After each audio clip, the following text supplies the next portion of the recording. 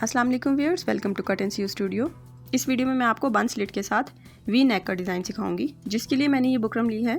इसकी लंबाई तकरीबन 21 इंच है और चौड़ाई तकरीबन 10 इंच है। इसको मैंने लंबाई के रुख फोल्ड कर लिया है। सबसे पहले यहाँ पर हम एक सीधी लाइन ड्रॉ कर लेंगे और आधा इंच के डिस्टेंस पर हम मार्जिन लाइन ड्रॉ करेंगे। गले की चौड़ाई मुझे 7 इंच चाहिए, तो मैं यहाँ से 3.5 इंच पर निशान लगाऊंगी। अब चूंकि ये वी शेप गला है, तो मैं यहाँ से 2 पॉइंट आगे भी निशान लगाऊंगी। गले की गहराई मुझे 6 इंच चाहिए, तो मैं इस लाइन से 6.5 इंच पर निशान लगाऊंगी, क्योंकि यहाँ से आधा इंच सिलाई में चला जाएगा। अब हम इसको इस ऊपर वाले निशान से मिलाएंगे। वी शेप गला बनाने के लिए हम मेजरमेंट थोड़ी सी ज़्यादा लेते हैं, क्योंकि वी शेप गले में जितना हम डाउन जाएंगे चौड़ाई कम होती चली जाती है। इसलिए सिलाई के बाद जब आधा इंच सिलाई में चला जाएगा तो गले की चौड़ाई कम हो जाएगी। ये देखें, जब हमने इसे ऊपर वाले निशान से मिलाया है तो सिलाई के बाद जो तैयार गला आएगा उसकी चौड़ाई 7 इंच ही होगी। इसलिए हम इसे थोड़ा सा ज़्यादा लेते हैं, ताकि सिलने के बाद हमारा एग्जैक्ट उसी पॉइंट पर गले की चौड़ाई आ जाए। और जब हमें दूसरे गले के डिज़ाइन बनाना हो जिसमें राउंड नेक होती है, तो ऊपर से उसकी चौड़ाई इतनी जल्दी कम नहीं होती, तो सिलाई के बाद उसकी चौड़ाई उतनी ही आती है। इसलिए हम उसे एग्जैक्ट कटिंग करते हैं, एक्स्ट्रा कटिंग नहीं करते। अब इस पॉइंट से फर्दर नीचे 12 इंच पर निशान लगाएंगे और 1-1 इंच बुकरम की चौड़ाई का निशान लगा लेंगे।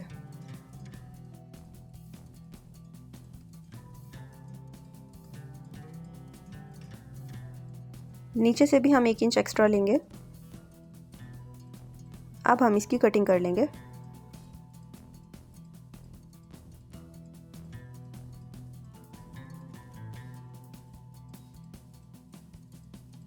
हम दरमियान में कट का निशान लगा लेंगे और यहाँ से दरमियान की लाइन को भी ड्रॉ कर लेंगे।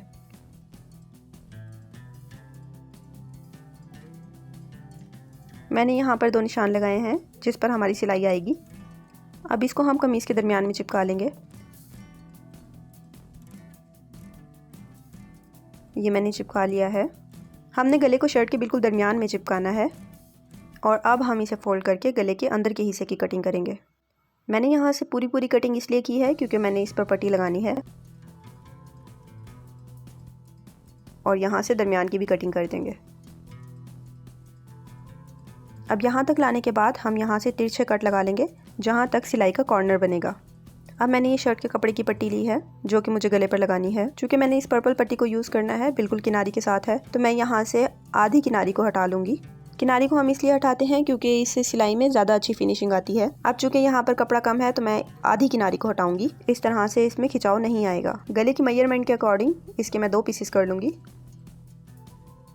अब इस तरह से हम पट्टी को रखेंगे और इसके पर्पल कलर के कपड़े पर किनारे किनारे पर सिलाई लगाएंगे।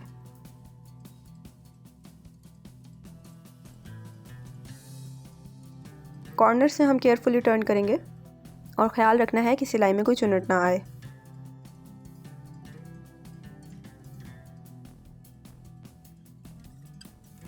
जहाँ तक हमने कट लगाया है हमने सिलाई को वहीं तक लगाना है और पक्का करके इसको उतार लेंगे। ये देखिए, सिलाई मैंने बिल्कुल पॉइंट तक लगाई है। इसी तरह से हम गले की दूसरी साइड पर भी पट्टी अटैच करेंगे।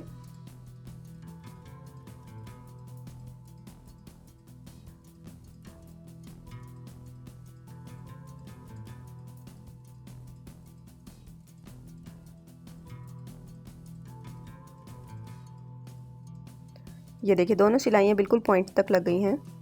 अब इन पट्टियों को हम इस तरह से फोल्ड करेंगे और इन्हें अंदर फोल्ड कर देंगे इस तरह से।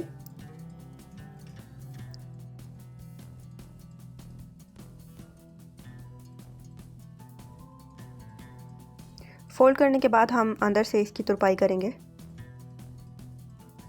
इस तरह से सेट करने के बाद पहले हम इसको पिन अप कर लेंगे।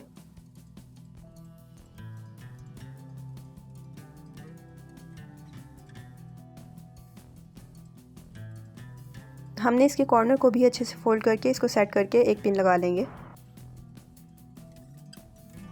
और यहाँ से इसकी तुरपाई कर देंगे।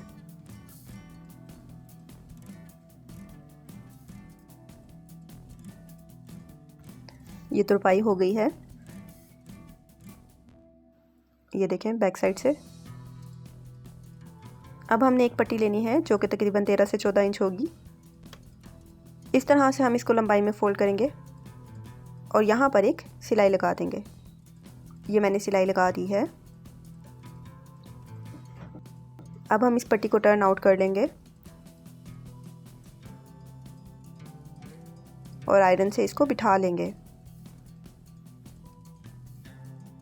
अब हमने इस पट्टी को गले के उल्टी साइड पर रखना है इस तरह से, और ऊपर से जितना भी आपने रखना है वहाँ पर एडजस्ट करके इसको पिन अप कर लेंगे।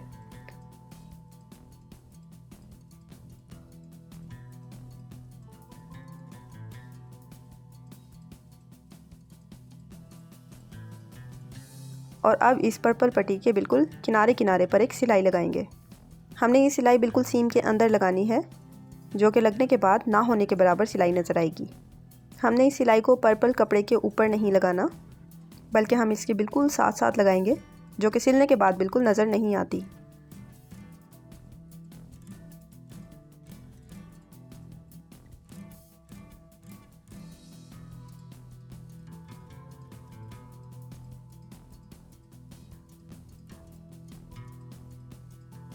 यहाँ तक सिलाई लगाने के बाद हम मशीन को उतार लेंगे और फिर दोनों साइड्स के शोल्डर को मिलाकर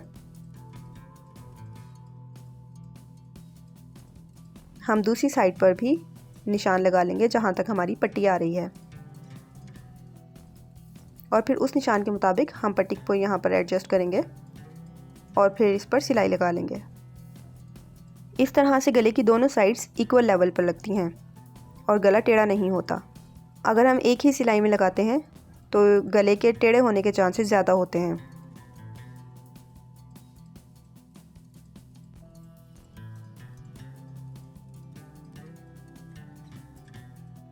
ये सिलाई मैंने लगा ली है। मैंने इसके साइड्स पर एक एम्ब्रॉयडरी का भी स्टिच लगा लिया है। आप चाहें तो दरमियान में इसके बटन्स भी लगा सकते हैं। और इस तरह से हमारा गला तैयार है। ये बैक साइड है। इसके साथ ही मुझे इजाज़त दीजिए। अल्लाह हाफिज़।